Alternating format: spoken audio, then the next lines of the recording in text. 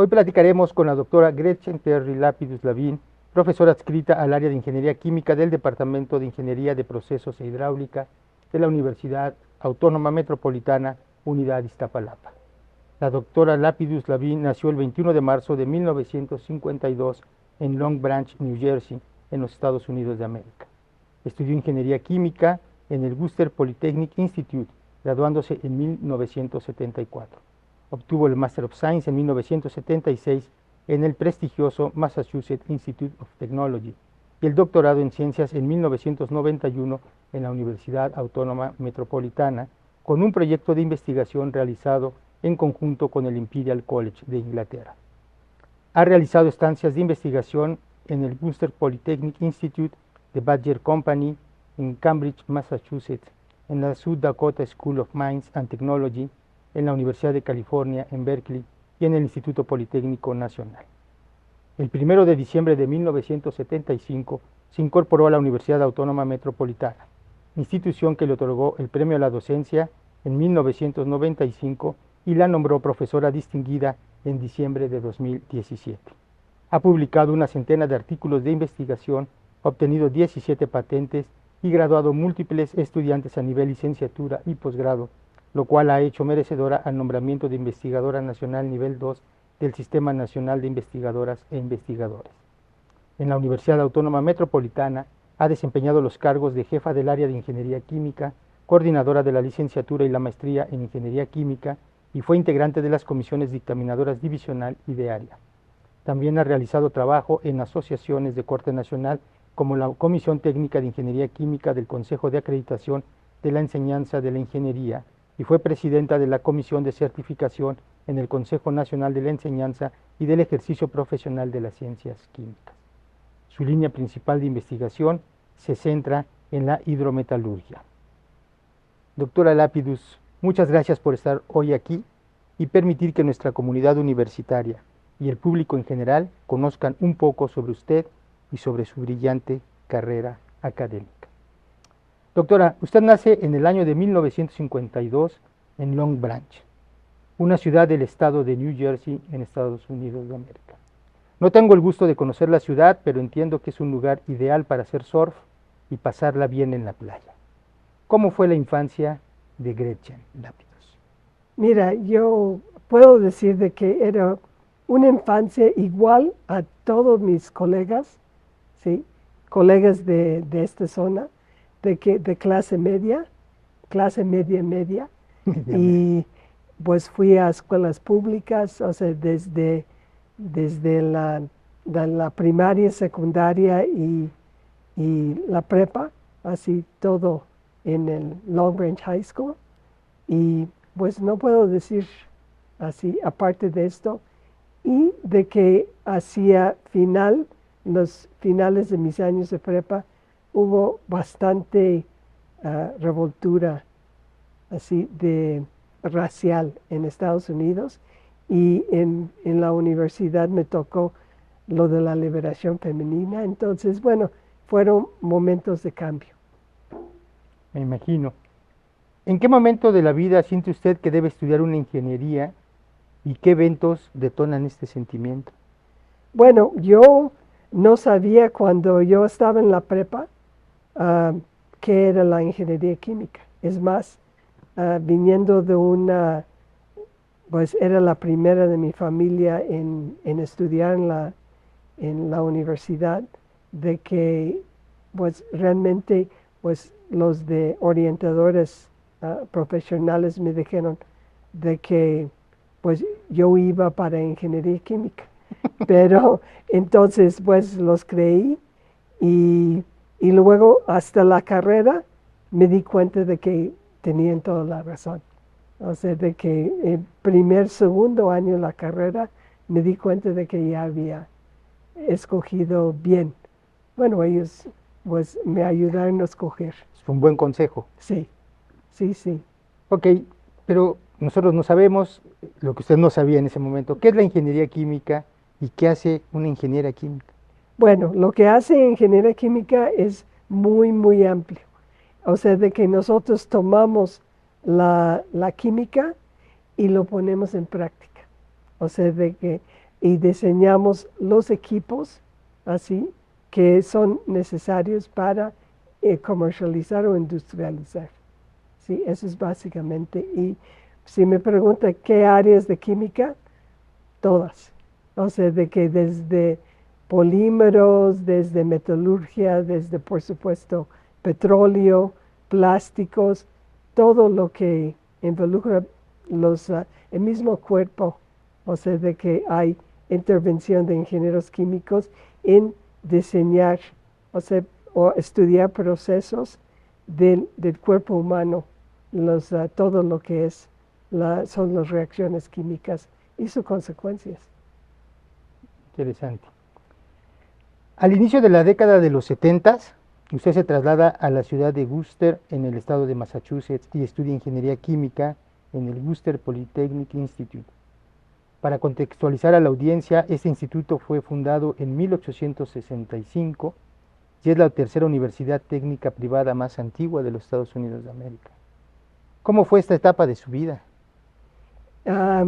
Cuando decidí ir a Worcester Polytechnic Institute, era un poco porque dentro de mi estado, o sea, de que la universidad estatal de que ofrecía carreras de ingeniería química era Rutgers, pero en esos años no aceptaban mujeres.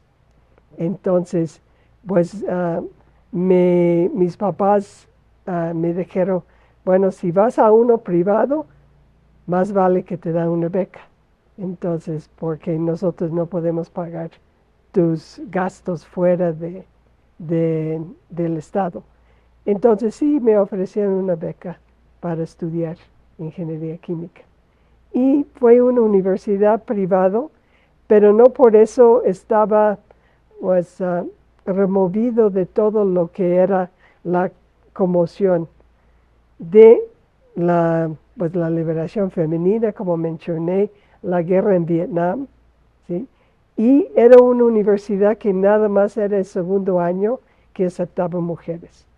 Entonces, estábamos, bueno, señalados en sentido bueno y malo. O sea, había profesores que no les interesaba dar cátedra a las mujeres, especialmente en las ingenierías, pero pues definitivamente había muchos de que la mayoría, que sí nos dieron la bienvenida. Ya.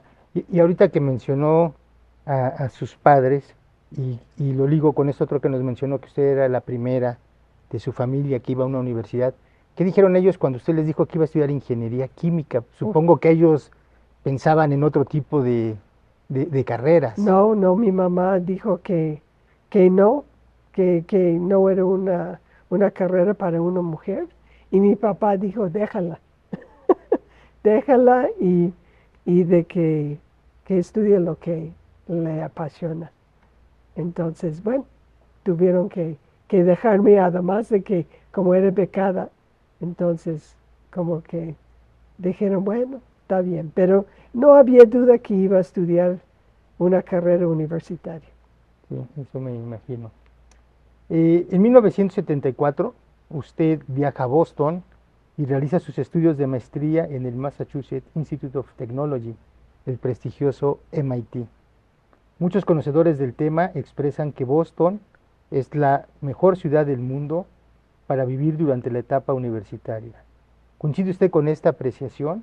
¿Y cuál fue su experiencia en esta universidad y en Boston? Bueno, para empezar, pues nosotros estábamos, MIT es del otro lado del río Charles de Boston. Entonces, como uno entra en el posgrado en cualquier lugar del mundo, entras y entras de tiempo no solamente completo, repleto. Entonces, bueno, en pocas ocasiones uno tiene posibilidades de ir al otro lado del río. Pero, pues ahí en el mismo Cambridge es Harvard, la Universidad de Harvard. Entonces, ahí sí, la vida de estudiante en los cafés y todo es muy divertido. Pero, pues como estudiante en ingeniería no teníamos Mucho tiempo. mucho tiempo para eso. Sí. ¿Cuántas horas estudiaba usted al día? ¿Usted Oh, recuerda eso? no, pues no puedo decir, o sea, de que además de que para la tesis ah, tenía que estar en el laboratorio, que era la parte más divertida, pero además estaba en los laboratorios tanto de MIT como de Harvard también, porque no había el equipo que yo necesitaba. Pero estaba en Harvard y me dieron oportunidad de ir varias veces a la semana a utilizar el equipo. Oiga, ¿y esos problemas de género que tuvo durante la licenciatura ya no existían en el posgrado o también? Pues no, pero éramos pocos. O sea, de que de los 170 alumnos de posgrado, éramos 5 mujeres. Wow. Entonces, bueno, tampoco, ellos ya no era una escuela que era exclusivamente nunca. En MIT era exclusivamente para varones. O sea, de que sí siempre ah, había mujeres ingenieros químicos desde que se empezó la carrera en los años de 1920, los primeros años. Entonces, sí, la cuestión es de que para ellos no era así una novedad.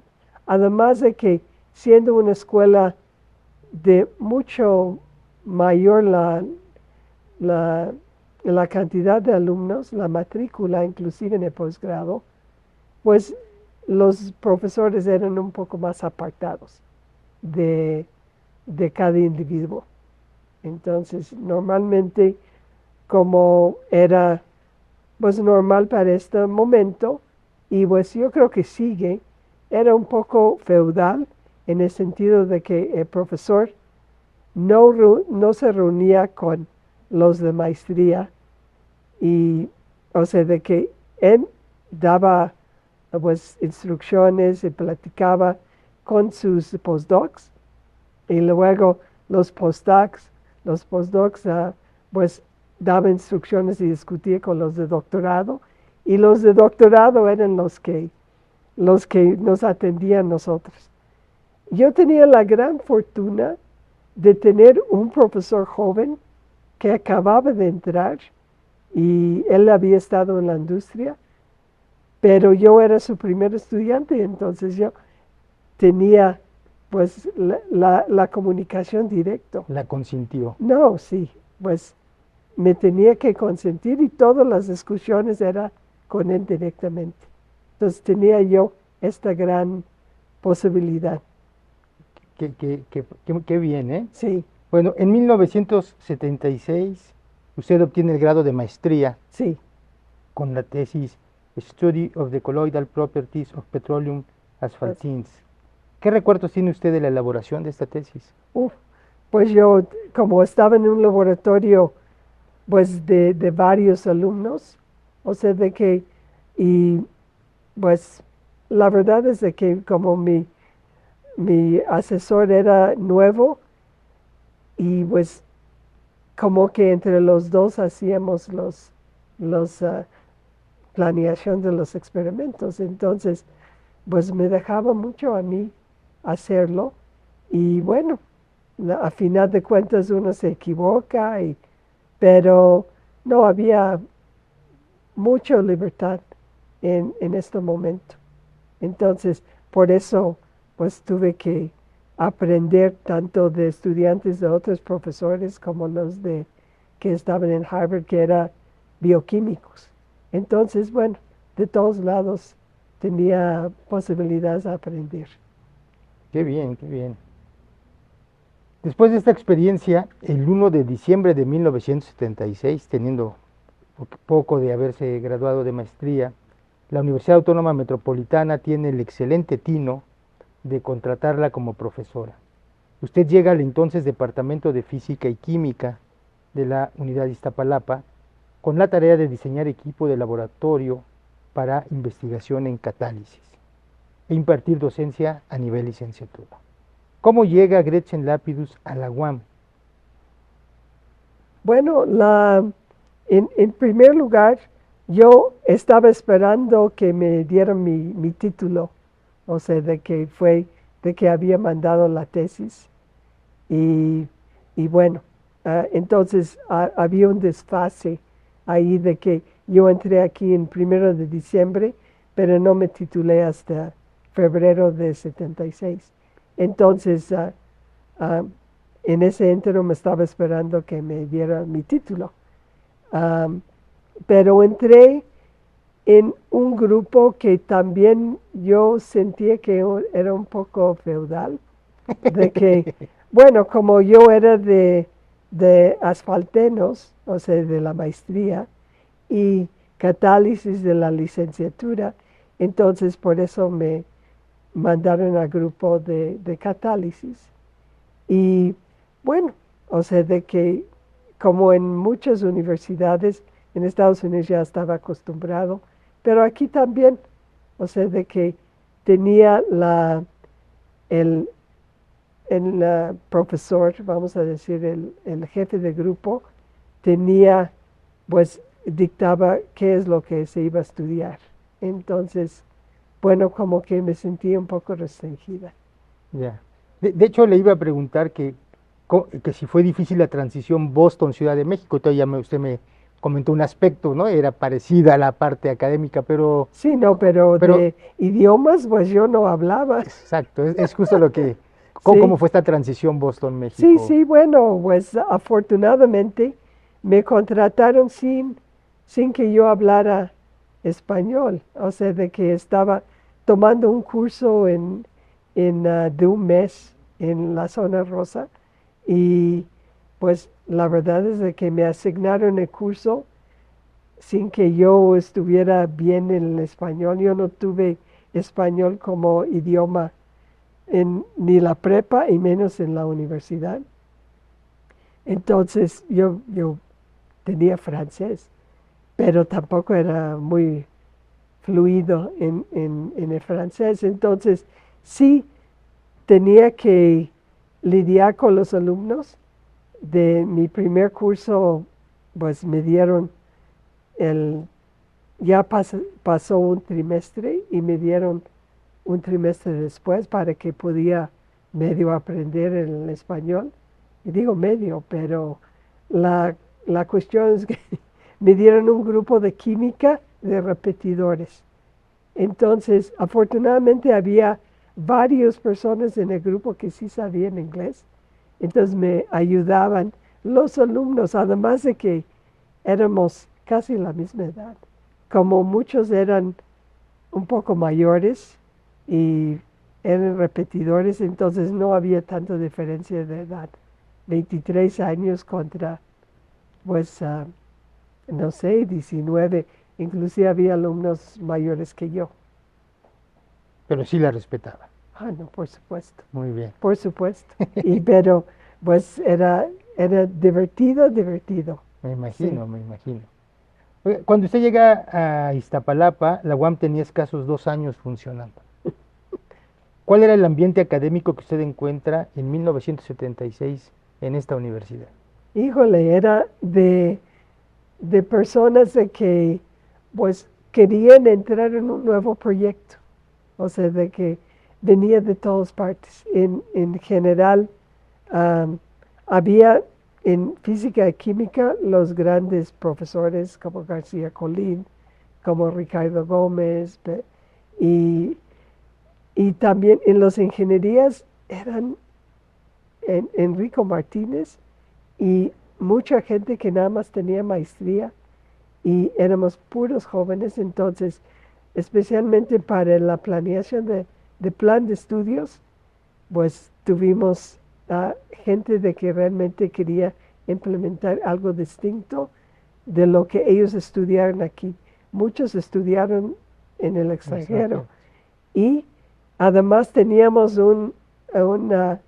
una persona de que estaba trabajando en la industria, que era el guía espiritual de Enrico Martínez, Ah, ok. de que era Uriel Arechiga. Ok, Entonces ok, él ok. nos propuso de que el proyecto terminal, bueno, esto fue cuando ya entré en ingeniería química, pero pues cuando estaba en química, pues trataba de buscar ah, la posibilidad de hacer unas cosas que salían un poco de la caja, o sea, de que en este momento no teníamos más que unos cuantos matraces, en laboratorios no había nada, pero pues era pues propicio para que uno inventara así proyectos. Entonces, en el momento, y no sé si esto me vas a preguntar después, Adelante, adelante. pasé a ingeniería química, pero salió una plaza que nadie sabía ni de dónde. O sea, no estaba convocado por ingeniería química, sino venía de algún lado. Era una plaza de que se piense de que alguien lo quiso favorecer a alguna persona, pero concursé y gané y entré en ingeniería química, es donde yo tenía que estar. Eso pasó en 1978. Sí. Dos cosas que le quiero preguntar. La primera es, ya nos platicó de cómo la reciben los estudiantes aquí, pero ¿cómo la recibe los profesores en la universidad? Pues ¿Sí somos tan amigables los mexicanos como decimos que lo somos? sí, sí, definitivamente. Y como todos eran jóvenes en este momento, hasta los grandes maestros, o sea, Ricardo Gómez, pues tendría unas 35 o algo así. Entonces, pues, y muchos estudiaron en el extranjero. Entonces ya, o sea, de que, pues todos estaban como acostumbrados. Era muy buen ambiente. Sí. ¿Y cómo la recibe el departamento de ingeniería cuando ya gana esta plaza? Bueno, la cosa es de que ah, como parte de mi concurso de oposición, me dijeron cómo puedes contribuir a este grupo de ingeniería química que tiene la línea de catálisis. Entonces, bueno, entonces venía de catálisis, pero además ah, Enrico Martínez como jefe de grupo, él decía de que pues quería que los diferentes profesores a atacar a diferentes aspectos de catálisis y bueno, desde la preparación, desde la fabricación hasta el uso, entonces yo pues me sentí como pez en el agua y porque pues yo tenía la especialidad de pues además de catálisis, haber estudiado en la licenciatura, entonces tenía la preparación en química de superficies y coloides. Entonces, pues entré luego a la preparación de los catalizadores, que era un aspecto de que pues no había estado cubierto por los otros profesores. Entonces, en ese sentido, bueno, yo creo que por eso me pasaron mi concurso, porque iba a formar parte del engranaje de este proyecto. ¿Y en qué momento Gretchen dice, sí me quiero quedar en la UAM por muchos años? ¿Desde un principio le fue claro o Bueno, ni pensé en ni eso, pensó en eso? ni pensé en eso, o sea, todo era pues aventura. O sea, desde venir a México, ¿sí? Sí. De que vine con mi pareja, mi esposo en ese entonces, para probar. Y entonces, pues precisamente lo que me querían enfocar era ir al IMP. Y de hecho venía contratado, o no contratado, pero con así la promesa de una plaza en el IMP. Pero no me gustó su forma de trabajar.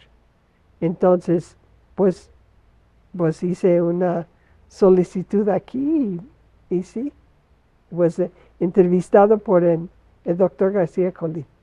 Ya. Entonces, Era el jefe de departamento de física y de química. física y química. Sí, porque eso fue antes de Sí. los plazas y Sí, sí, claro. dictaminadoras y todo esto. Entonces, él dijo, sí, necesitamos pues pues alguien más práctico dentro del departamento. Entonces, por eso me contrató y luego ya fui ganando a los ingenieros químicos con el proyecto. Y con su trabajo. Muy bien. En 1987 usted publica sus primeros trabajos, 3 para ser exactos, según vi en su CV. En el libro Avances en Ingeniería Química, en 1986 y en 1988, su primera publicación internacional, Effect of Product Solubility on the Leaching Kinetics of Non-Porous Minerals, en la revista Hydrometallurgy, en coautoría con María de Lourdes Mosqueira. ¿Qué recuerdos tiene usted de la elaboración de estos primeros trabajos? Uy, era buenísimo porque ella era mi alumna de posgrado, de maestría. Entonces, no era la primera, pero pues era de los primeros. Entonces, pues trabajamos mucho en esto. Yo tenía poco tiempo cuando ella entró en la maestría. Yo tenía poco tiempo de haber regresado de mi primer sabático en South Dakota School of Mines, donde yo fui porque lo que ellos me contrataron, y bueno, eso de contratar, me dieron como yo venía ya de sabático, entonces ellos nada más les pedí un complemento para pagar la renta y la guardería para mi hijo.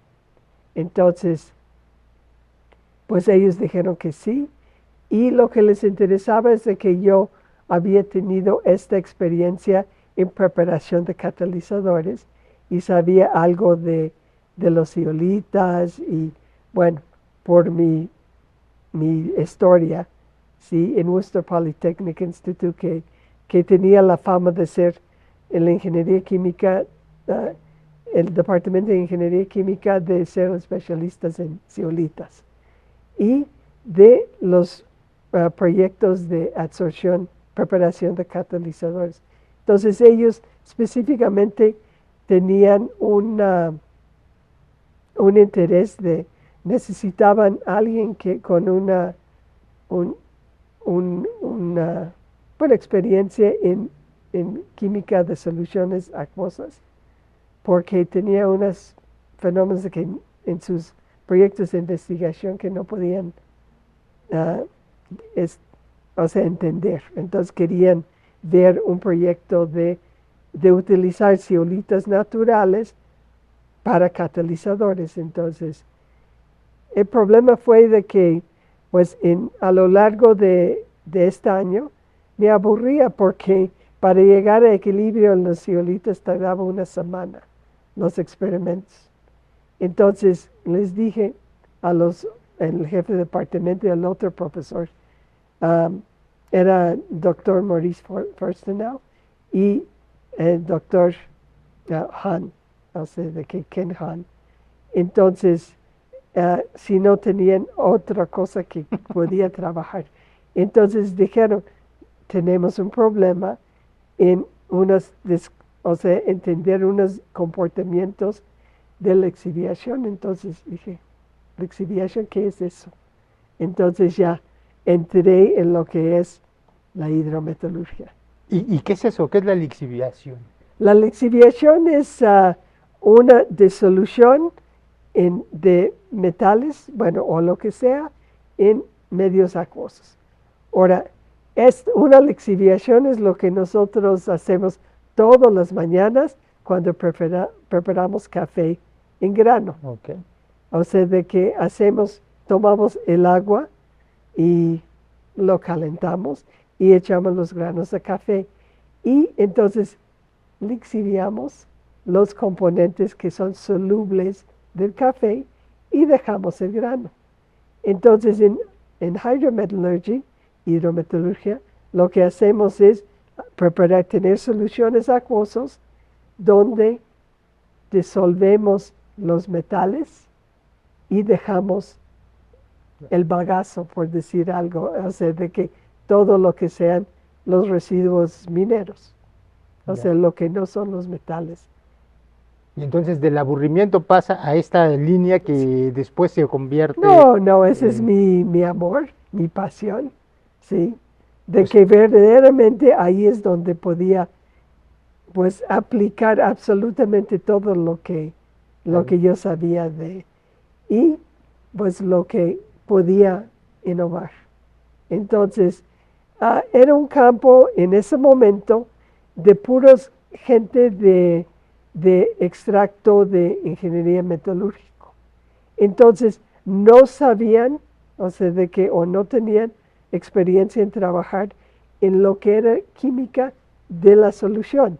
O sea, sabían mucho de los minerales, las menas, cómo separarlo físicamente y con calor, pero hidrometalurgia, pues necesitas de las dos partes.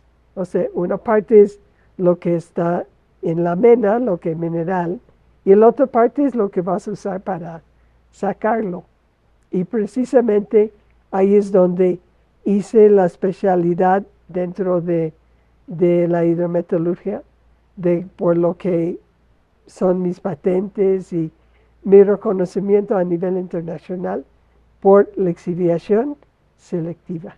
pa- pa- Sí, pasaremos en un momento a eso, pero antes, Gretchen, déjeme preguntarle lo sí, siguiente. En 1991 usted obtiene el grado de doctora en sí, ciencias en ingeniería química en esta institución, sí, con la tesis modelado matemático de la lixiviación de argentita con sulfato férrico y y turea. tiourea. Ok. ¿Qué recuerdo tiene de esta etapa de su vida académica? Bueno, muy, era muy loco Muy loco. Sí. porque por un lado, pues estaba aquí ah, dando clases, excepto al principio, que fui 7 meses a Imperial College, pero ya era una vez que ya tenía planteado el tema. Y la, o sea, el tema es un tema de que desafortunadamente en ese momento no había una persona en México que me podía ser asesor de la parte de metalurgia. O sea, entonces, pues la parte de modelado matemático, pues sí, pero lo que era la química de las soluciones ah, no era una cosa que podía, pues no me podía ser un asesor de aquí. Entonces buscamos con un programa, gracias a Felipe López, él hizo un arreglo con Imperial College, con el Consejo Británico, para que en, sus circunstancias, situaciones como mío, entonces podía estar haciendo unas estancias en Imperial College, o sea, bueno, mi primera estancia fue de 7 meses y para tratar de trabajar con unos expertos en el campo. Y bueno, afortunadamente pues encontré una persona de ingeniería química allá, uh, de Susana Ortiz, que ella decía, yo puedo ser tu asesora, coasesora, junto con Felipe. Entonces Felipe fue mi asesor de aquí. Y afortunadamente la UAM, pues muy generosamente, nos permitía este tipo de programas y hasta, o sea, parte de sabático, los 7 meses que pasé allá en Londres, pues era también de un sabático. Entonces, o sea, periodo sabático. Entonces, eso me permitía uh, enfocarme mucho y sobre todo aprovechar de todo la gran biblioteca que había en Imperial College. O sea, y la posibilidad de conseguir lo que uno necesitaba de literatura. Entonces, pues mi asesora de allá tampoco era su especialidad era así sobre todo ella decía, yo voy a ser tu abogado del diablo. Entonces yo me reunía con ella una vez a la semana y le planteaba más o menos qué han sido los avances. Además de que me pedía de que, pues, unos días antes le mandaba un resumen y llegaba a discutir con ella. Entonces, ella luego me cuestionaba todo, pero todo. Entonces, y me decía, pues, si has considerado tal o cual cosa, y siempre decía, sí. Pero luego llegaba a la casa y decía, ay, híjole, Creo que no. pues creo que no. Entonces ya, eso pues me sirvió muchísimo porque realmente era la persona con quien yo podía interactuar. Porque en cuestión de modelado, bueno, entre Felipe y todas las personas, Jesús Álvarez, a José de Jesús Álvarez Ramírez, también me ayudaban en la cuestión en el aspecto de modelado, de cómo, qué programas utilizar y, en fin, o sea, de que sí, no había mucho software en ese entonces, pero había métodos. Entonces fue una verdadera abogada del diablo su asesor. ¿De qué nacionalidad era? Era argentina, o Argentina. Es es argentina. argentina que le tengo aquí No en me mi corazón. imagino. Entonces, esta era la cuestión, o sea, de que tenía que poder leer mi tesis en español. Entonces, también fue perfecto, pero es una persona con un corazón grandísimo, grandísimo. Para cerrar esta parte, hay que mencionar, porque usted me lo comentó usted y alguien más, que usted fue la primera doctora en ingeniería química en el país, o sea, hecha en una universidad mexicana. Sí, ¿Eso es correcto? sí, sí. Y estaba yo así con meses de diferencia de una, una amiga de Salaya, que bueno, ella se recibió como 3 meses después, pero sí, había otras mujeres ingenieras químicas, pero habían ah, estudiado fuera Fuera, y sus grados eran fuera, fuera. Sí, sí, estamos diciendo que fue el primer doctorado en ingeniería química en México. en México, sí. Pues muy interesante. Fue pionera en eso. Eh, Sus resultados en investigación los ha reportado en más de una centena de publicaciones en revistas especializadas. ¿Nos podría compartir algunos ejemplos de proyectos de investigación en los que ha participado? Aquellos que a la distancia estén más cerca de su corazón. Bueno, en lo que empecé en la tesis, que era una, una solución o un planteamiento de hacer la extracción de oro y plata sin cianuro. O sea, de que hoy en día se extrae con soluciones de cianuro y pues claro, o sea, de que desde que yo empecé a estudiar, pues había gente que estaba tratando de estudiar la extracción con alternativas.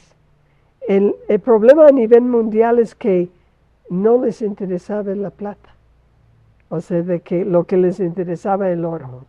Entonces, bueno, había mucho, no mucho, o sea, de que estoy reportando desde un campo muy, muy reducido, de que entonces, pero nadie estaba dedicado a la plata. O sea, de que, y la plata es mucho más difícil que el oro, porque la plata puede venir en varias formas. Normalmente el oro viene como oro nativo, que es oro metálico, o junto con plata en una aleación. ¿Sí? Entonces, se llama electrum. Entonces, pero normalmente la plata, no, hay diferentes fases y especialmente plata metálico prácticamente no existe en la naturaleza. Existe en su mayoría como sulfuro o sulfosales. Entonces, el problema no es tanto la plata, sino cómo desligarlo, o sea, de con quien está. Entonces, precisamente mis primeros proyectos de la licenciatura y también vimos con otros proyectos de que pues la plata era coco, así, y es más, o sea, de que me contrataron como un consultor, la compañía canadiense, no me acuerdo hace cuánto, pero para así ayudarles en los minerales de plata que tenían ellos en Perú. Entonces, plata y oro, pero el oro, como les digo, es facilísimo. Entonces, bueno, en algunas ocasiones fui de consultora y pues prácticamente la plata era lo mío y no había mucho interés en el mundo para eso. Entonces, pues le deja abierto mucho para innovar. Entonces, además de que en las menas de plata, sobre todo viene con plata, con plomo, con zinc, con cobre. Entonces empezaba a ver, bueno, no solamente sacas la plata, pero cómo puedes sacar la plata, que es y oro, son minoritarios, y dejar los demás intactos, ¿sí? Entonces, pues esto es donde ya empecé a ver la selectividad. Pues básicamente los proyectos estriben de ahí. Luego ya empecé donde empecé en Dakota del Sur era de plomo, de que problemas de extracción de plomo, porque plomo pues es muy insoluble en muchos medios. Entonces, ¿cómo hacer en medio acuoso de que uno puede sacar el plomo selectivamente? Y explicar. Y además, pues incorporé en la tesis y en muchos otros tesis sobre todo de doctorado, pero algunas de maestría, la incorporación de modelado matemático, que esto, cuando fui a un congreso de hidrometeorología y la sección de, ese es a nivel mundial, la sección de modelados, éramos 10 personas a nivel mundial, que todos somos amigos, ¿sí? Y entonces, bueno, es quienes se atrevan a modelar esos fenómenos es porque tienen una base fuerte en química, ¿sí? Dentro de la metalurgia. Qué interesante. Muy bien. Usted también ha sido muy productiva en el rubro de patentes. A la fecha ha patentado 17 diferentes productos. Una de estas patentes, mejoras al proceso de lixiviación de plata y oro con soluciones de tiourea, fue patentada en 2006 en Australia, Brasil, Canadá, Estados Unidos, Noruega, Europa, Rusia y Sudáfrica. ¿Cómo determina un científico qué resultado de investigación debe ser patentado? Y la segunda pregunta que quiero hacerles, ¿es fácil obtener patentes en la universidad? Mira, para empezar tiene que ser una cosa que no es de moda, porque de moda entonces las innovaciones que uno puede proponer, o sea, de que los cambios van a ser incrementales, no van a ser cambios de paradigmas. Entonces, afortunadamente caí en un área que se prestaba a esto. Como no había muchas personas trabajando en esto, entonces, sobre todo, son productos que no son productos, son procesos. Son procesos de lixiviación, pero además mucho de esto tienes que cuando tienes una etapa de proceso, bueno, ya lo disolví, pero tiene que estar así en concordancia que, bueno, ya tengo esta solución así de oro y plata de suelta, ¿cómo lo vuelvo metal? Entonces, en ese sentido, o sea, de que varios de estos procesos, pues yo he patentado junto con Ignacio González, o sea, de electroquímica, porque precisamente hacemos un equipo así muy, pues, sinergístico, tanto académicamente como personalmente. Entonces, ah, somos, porque realmente yo no podría, o sea, podría hablar mucho de la exiliación, de cómo purificar soluciones y todo, pero ya volverlo metal, entonces ya, para esto, ah, pues necesito el conocimiento de electroquímica, que no soy experto, pero hago equipo con ellos y los procesos son novedosos y por eso lo podemos patentar. No todas las cosas de que uno propone, o sea, de que son totalmente novedosas y a nivel mundial, porque esto es el, pues, el requisito para que uno patenta, es que hacen una búsqueda no solamente de artículos, sino de patentes mundiales y bases de datos, etcétera, y tiene que estar totalmente novedoso y aparte bien explicados. Y afortunadamente contamos en la UAM con unas personas que nos ayudó, bueno, digo, una persona que nos ayudó a redactar en un momento de que ya no está en la UAM, Oscar Ochoa, y en otro momento y hasta la fecha con Georgina Valdespino, de que saben redactar, saben hacer la investigación para ver en todos los patentes si es una novedad o no, y ayudarnos a redactarlos, a hacerlos. No es fácil, pero también uno tiene que tener materia novedosa. Ahora, ¿vale la pena hacerlo? Bueno, yo diré, porque un patente pues no vuelve innovación si no está aplicado. Y en la UAM de los 17 o X que tengo, y yo creo que ningún patente en la UAM se ha transferido tecnológicamente a ninguna industria. Entonces, pues es una lucha continua, o sea, de que ya la patente de teoría ya venció, ya caducan después de 20 años. Entonces ya la universidad no puede.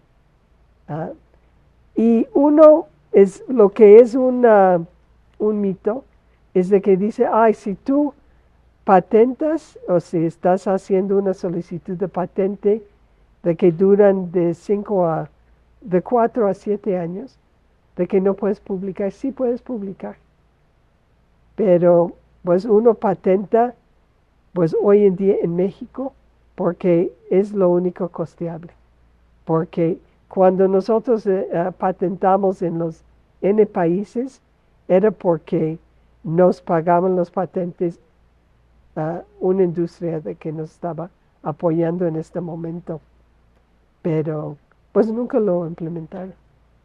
Lo llegaron a un cierto nivel y aunque funcionaba muy bien, pues la compañía decidió de que no era prioritario innovar en ese aspecto. Tienen otros parámetros. Sí. Ok, doctora. Una labor de suma importancia para cualquier académico de la UAM es la docencia. En este rubro usted ha tenido una labor muy destacada.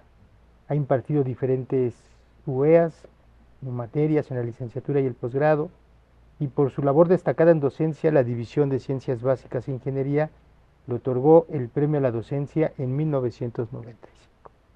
¿Qué significa para Gretchen Lapidus ser docente? Uy, es de todo. Para, para transferir todo lo que uno, toda la pasión que uno tiene, transferirlo a los alumnos. Gretchen, permíteme contar una anécdota que, porque me tocó verla. Alguna vez te invitamos a que dieras una plática plenaria en esa actividad que hacemos para los estudiantes de bachillerato Sí. del Instituto Carlos Greff. Y recuerdo que llegaste a dar tu plática, llegaste con un casco de minera, te lo pusiste durante toda tu Sí, charla, claro. tu plática fue sobre ese tema. Y lo que a mí me conmovió es que al final de tu plática, muchos estudiantes, sobre todo chicas, se pararon y todas te pedían una foto y querían que les explicaras más de lo que estabas diciendo.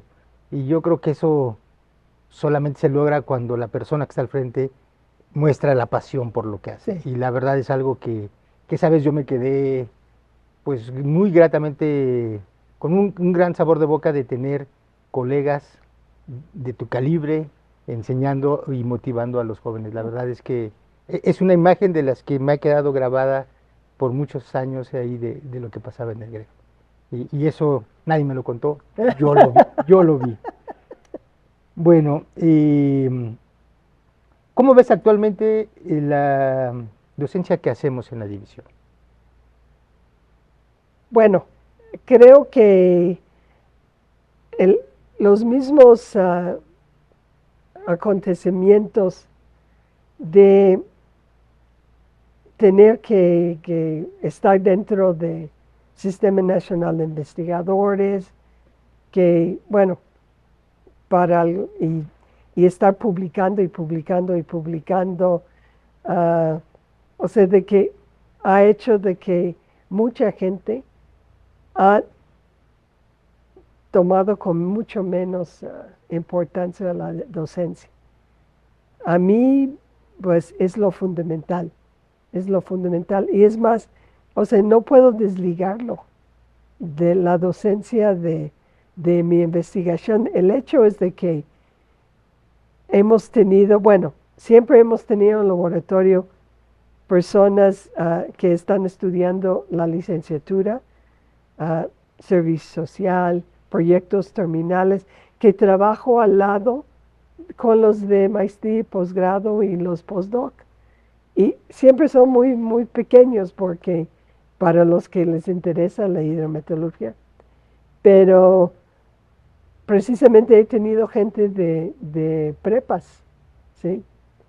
Y bueno, tengo el orgullo de que mi hijo pues, creció en este ambiente porque no quería que se quedara en la casa solo en la secundaria, entonces en vacaciones tenía que acompañarme.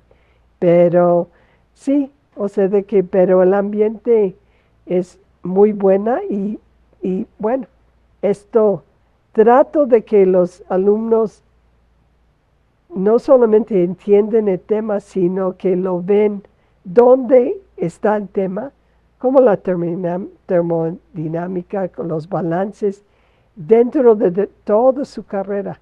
Entonces, esa es una de las cosas de que me gusta cuando la gente puede hacer eso y de que se esfuerza.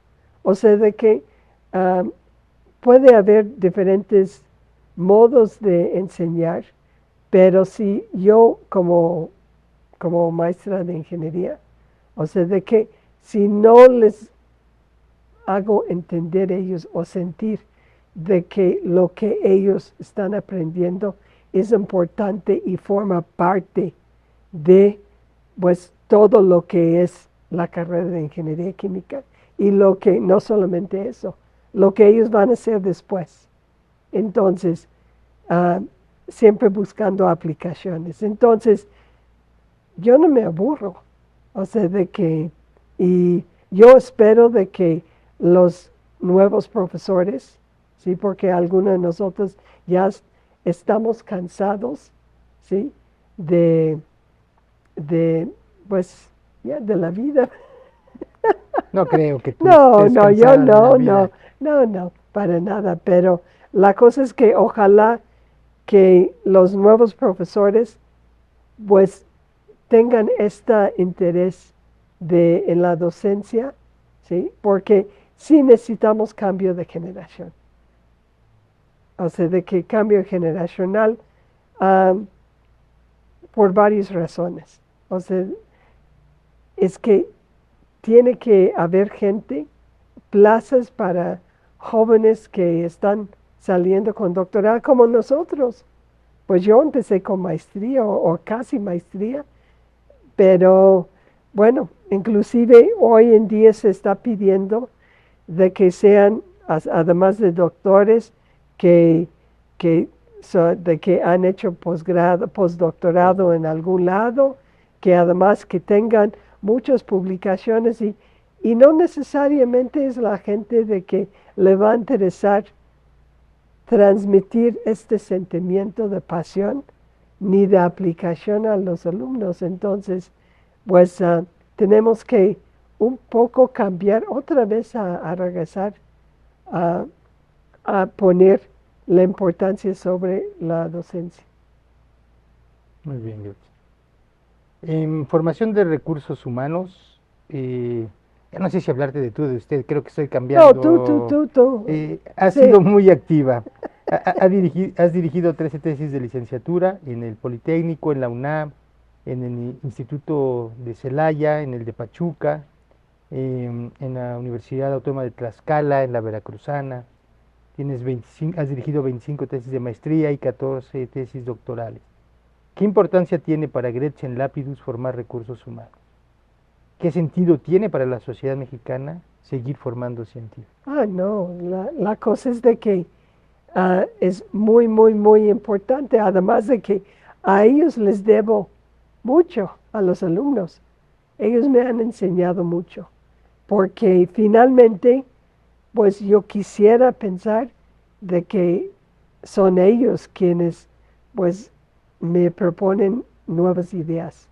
O sea, un poco como yo empecé proponiendo diferentes formas y uno llega a encajonarse muchas veces en una forma de hacer las cosas, especialmente en la química. Uno quiere hacer lo mismo y un poco ser ah, incremental, o sea, mejorar y no pensar en cosas distintas, formas de hacerlo.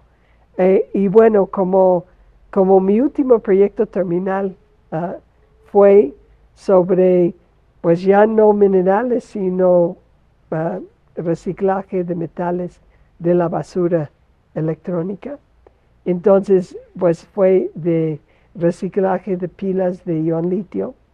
Entonces, pues tenía mi grupo de proyecto terminal de 3 personas y pues ellos, yo les dije, bueno, yo creo que para separar el manganeso, entonces de todo el menjurje de cosas que estamos lixiviando, de que pues yo siempre he utilizado este método. Y ellos me dijeron, no, podemos hacerlo también por esto u otra forma. Ay, buena idea. Y bueno, estar siempre abierto y ellos me han obligado a ser abiertos. Y yo creo que gracias a ellos, pues yo puedo innovar, porque no estoy metido en lo mismo, ¿sí? O sea, de que ellos vienen con ideas y pues mis patentes, pues todos han sido con alumnos de licenciatura o de posgrado o de postdoc. O sea, de que todos, o sea, de que siento de que investigación es un labor de equipo, que somos pocos, porque así es el campo, pero yo creo que eso es lo que debe de ser. ¿Qué consejo le daría al estudiantado interesado en seguir una carrera académica en ciencias básicas o en ingeniería? Bueno, que busca un área donde pues no necesariamente es de moda, o sea, de que si quiere transcender en la investigación, o sea, realmente, o sea, es necesario de que yo siento de que salga de lo que es de moda, porque vas a ser uno de cientos o de miles, o sea, estudiando el mismo problema. Y definitivamente, por ejemplo, regreso a lo de plata, pues hay que escoger un tema, no necesariamente, pero de que en este momento, bueno, y con, con unas pocas excepciones, México es el número 1 productor de la plata en el mundo. Siempre hemos sido el 1 o el 2. O sea, de que Perú nos ha ganado algunos años, pero y entender lo que significa para México, o sea, de que estudiar estas cosas que a nadie más le interesa, pero ahí no, la posibilidad de innovar es poco. Y para un ingeniero yo creo que es importante la cuestión de innovar, ¿sí? O sea, especialmente cuando uno está como dirigiendo investigación, tiene que ser capaz de, pues, innovar, o sea, pensar fuera de la caja, como decimos en inglés, think outside the box. En nuestra universidad, el reconocimiento a su labor académica ha llevado a la comunidad universitaria y a sus órganos colegiados a condecorarla con el nombramiento de profesora distinguida en diciembre del 2017. Esta es una de las máximas distinciones académicas que otorga nuestra institución. ¿Qué significa para usted haber recibido esta distinción? Lo máximo. Sí. Sí, o sea, de que no puede haber para mí un mayor honor en la vida. O sea, de que mi institución, la UAM, me haya dado esta decoración. O sea, de que independientemente del reconocimiento internacional, esto es lo que más honor me ha dado. Aparte de ser una excelente académica, usted ha participado en diferentes comisiones y puestos de gestión universitaria. Destaco su participación como coordinadora de la licenciatura en Ingeniería Química en 2 ocasiones, como coordinadora de la maestría en Ingeniería Química en 1984 y jefa del área de Ingeniería Química también en 2 ocasiones. ¿Qué experiencia le ha dejado estos puestos a usted? No, pues yo el trabajo con los muchachos de licenciatura ha sido para mí lo más, pues, o sea, de lo que me ha alimentado, de ánimos. Usted es conocida y reconocida por su participación en la vida sindical de nuestra institución. Usted, a diferencia de muchos académicos que formaron parte en los inicios del Sindicato Independiente de Trabajadores de la UAM, continúa sindicalizada. Supongo que usted participa en el sindicato desde que llegó a la UAM. ¿Qué significa para usted la vida sindical? Es que desde que se formó, estaba yo en el auge de la formación del sindicato, y bueno, para mí es poder, pues, estar en comunidad con todos, porque hasta las autoridades son autoridades temporales, o sea, todos venimos de la base. Y pues finalmente, pues la universidad son todos. O sea, si nosotros, ¿qué podemos nosotros hacer sin los laboratoristas, sin los de limpieza, sin los de vigilancia? O sea, de que todos formamos parte. Y además, dentro del sindicato, pues yo creo que ahí tengo, como somos pocos, pero me reconocen como una persona de que, pues, tiene esta visión de la universidad como una comunidad. Relacionado con su interés por las cuestiones colectivas, Entre 1983 y 1985, usted trabaja junto con otros colegas en la elaboración del tabulador.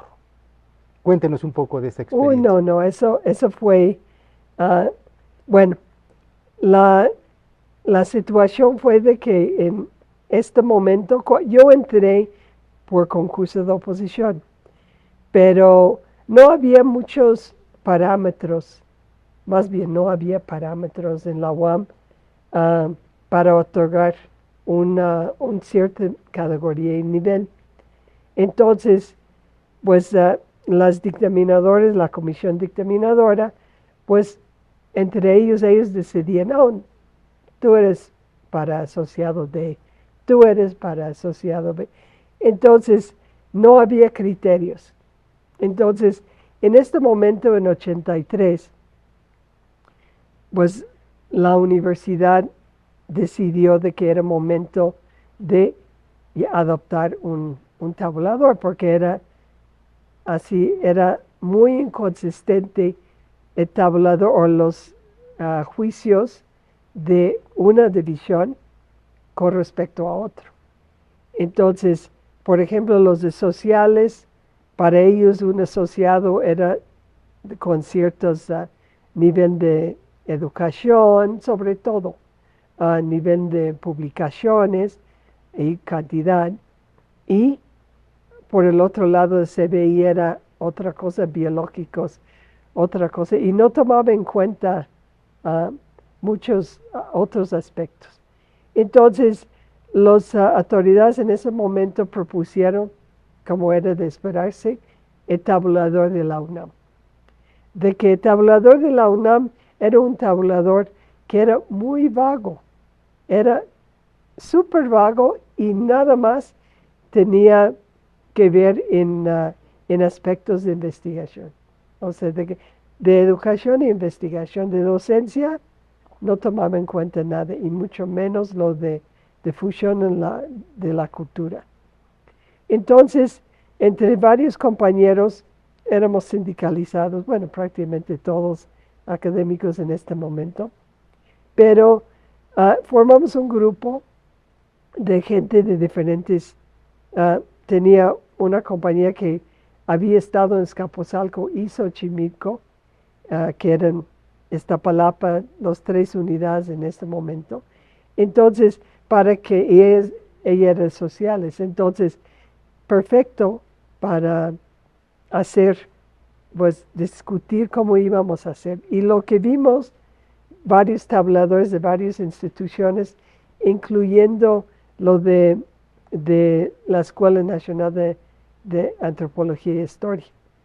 Entonces vimos de que ellos tenían 1 de puntos, pero por cada artículo ellos daban un cierto número de puntos. O sea, de que podía ser un artículo en una revista nacional o internacional reconocido. Entonces lo que decidimos era abrir un rango, porque hay de artículos, de revistas.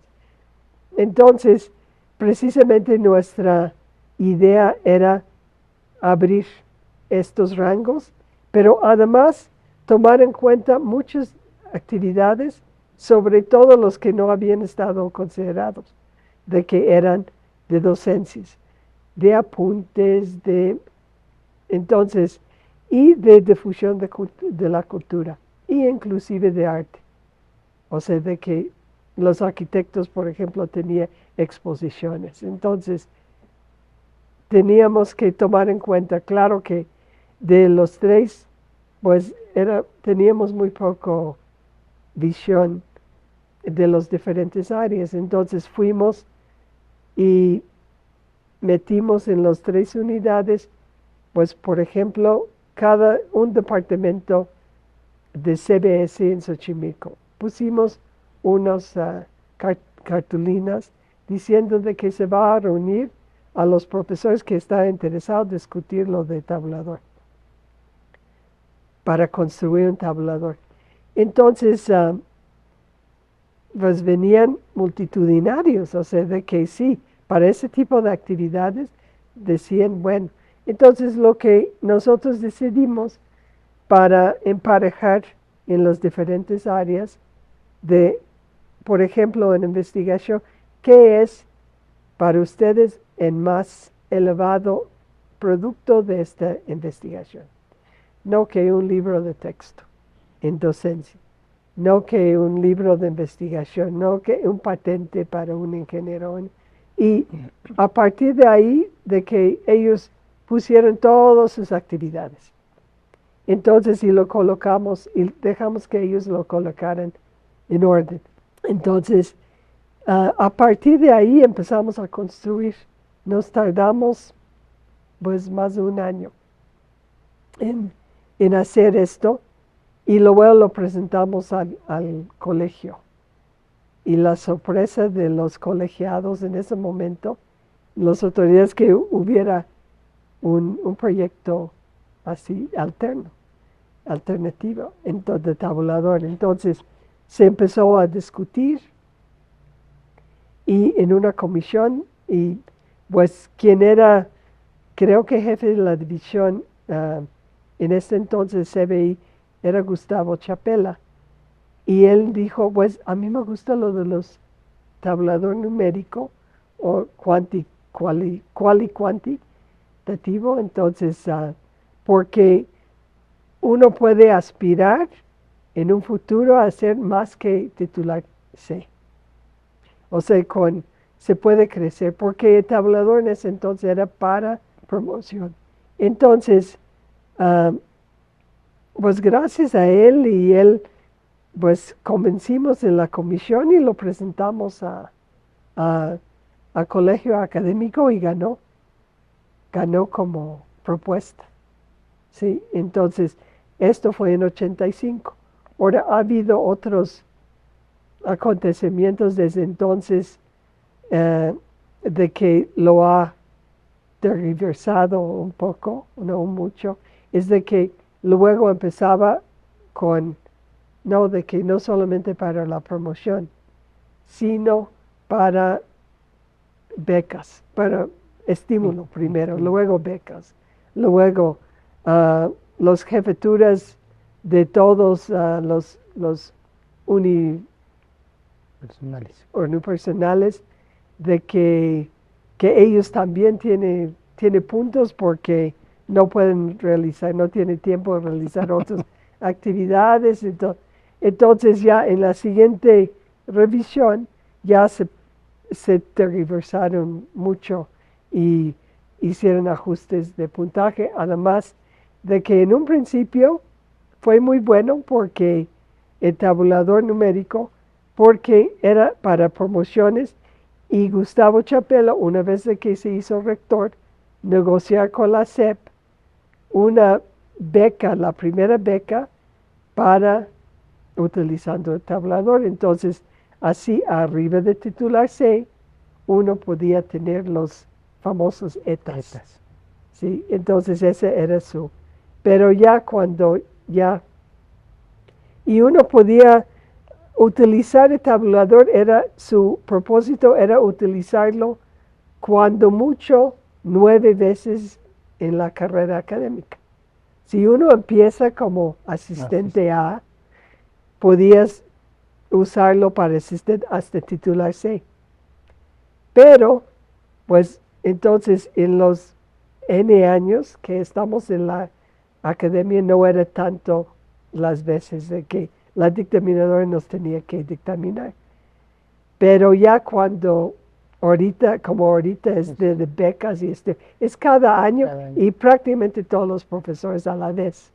Entonces, es una aberración desde mi punto de vista. Muy bien, Gretchen. Pues, ¿qué significa para Gretchen Lapidus la Universidad Autónoma Metropolitana? Mi vida. O sea, de que aparte de mi hijo que también estudió aquí. Sí. ¿Qué estudió? Ingeniería química. Es problema familiar, pero bueno. Y él salió de ingeniería química, conoció su esposa aquí en la UAM, ella era ingeniería biomédica, se casaron, se fueron a estudiar doctorado y los dos terminan su doctorado en sus respectivos campos, pero hasta mi familia, sus hijos también, bueno, no sé si van a estudiar ingeniería química, o ingeniería, pero para mí es todo, o sea, de que la familia es eso, o sea, de que, y pues quiero seguir, y la verdad es de que la UAM en sus inicios y sigue siendo una institución muy generosa y ahora sí abierta a tiempo, pero abierta a nuevas ideas. O sea, de que no lo encuentres en ningún otro lugar. O sea, como que sí, o sea, de que desde las jefaturas, departamento y todo, viene desde abajo. Y uno que es jefe, o sea, director de la división, lo eres para 4 años y luego regresas a la base.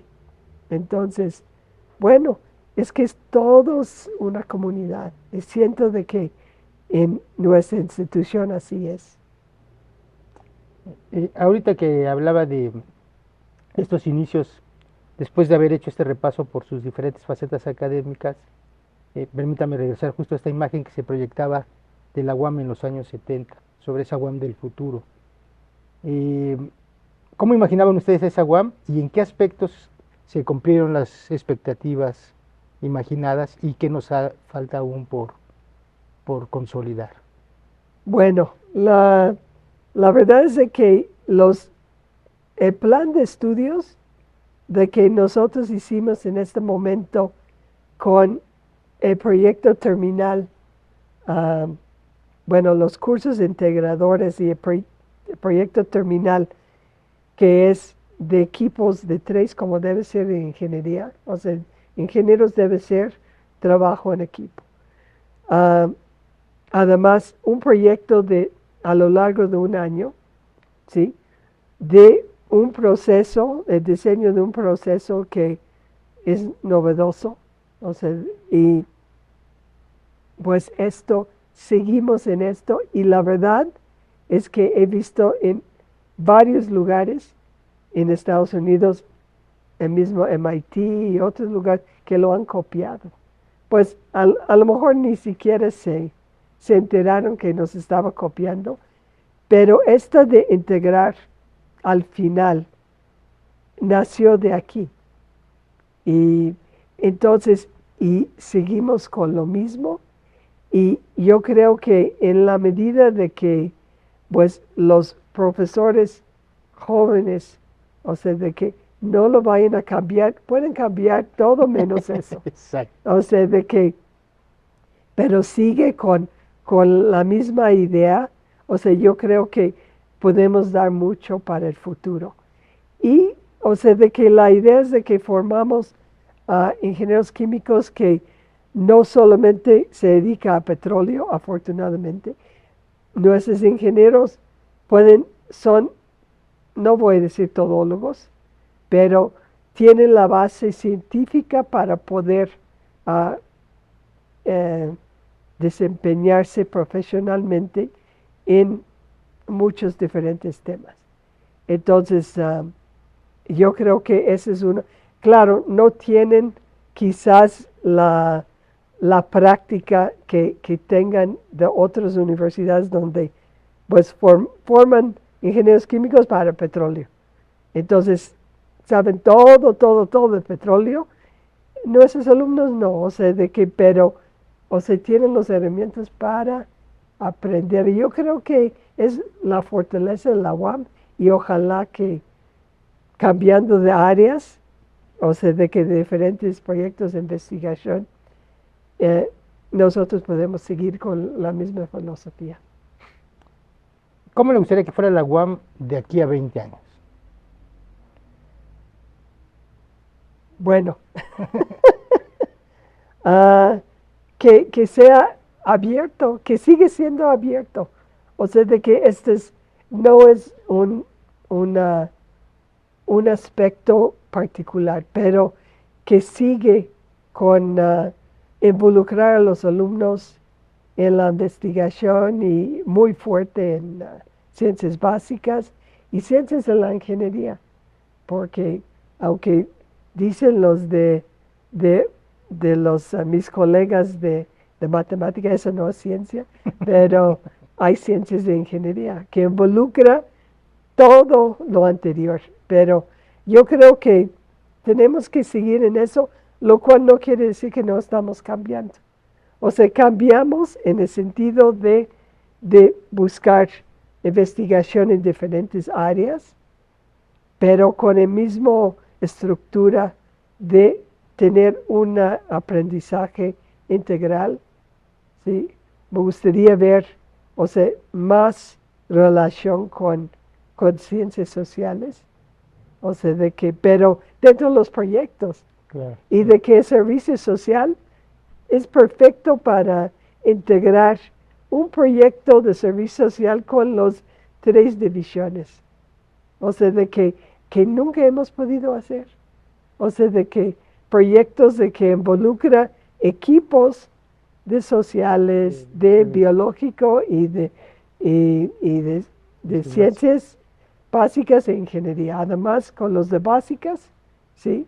De que grandes equipos, un poco lo que hace así el Politécnico con estas excursiones que van a los pueblos así de muchas diferentes disciplinas para resolver problemas. Y estas como servicio social para nosotros sería excelente, pero no se ha podido hacer, pero espero de que esto se haga. Se haga. Algo que le gustaría agregar a esta entrevista, algo que no le haya preguntado yo, que se nos haya quedado en el tintero.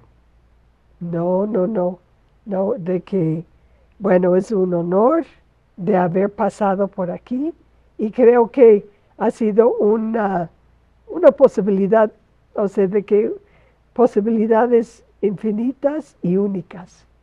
Sí, la verdad. Es muy generosa la UAM y pues la posibilidad de innovar, investigar, juntar, hacer equipos, colaboraciones dentro de la universidad ha sido fantástico. Muy bien, doctora. Pues mire, a nombre de la comunidad universitaria de la División de Ciencias Básicas e Ingeniería de la Unidad Iztapalapa, le agradecemos todo el esfuerzo y trabajo con que ha contribuido al desarrollo de esta institución, la cual, de acuerdo con especialistas en la materia, es una de las mejores universidades públicas de este país. Nuestro respeto y admiración a su labor universitaria. Estamos muy orgullosos de que usted sea UAM.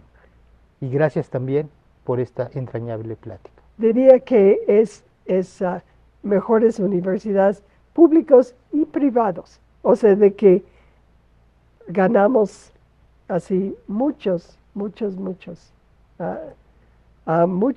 No hay universidad privada en este país, ¿sí? Y en varios otros países que puede llegar a la UAM. O sea, entonces, ¿sí? Muchas gracias, doctora. Gracias a ti. A quienes nos escuchan, muchas gracias por acompañarnos. Nos encontramos pronto en esta su casa abierta al tiempo.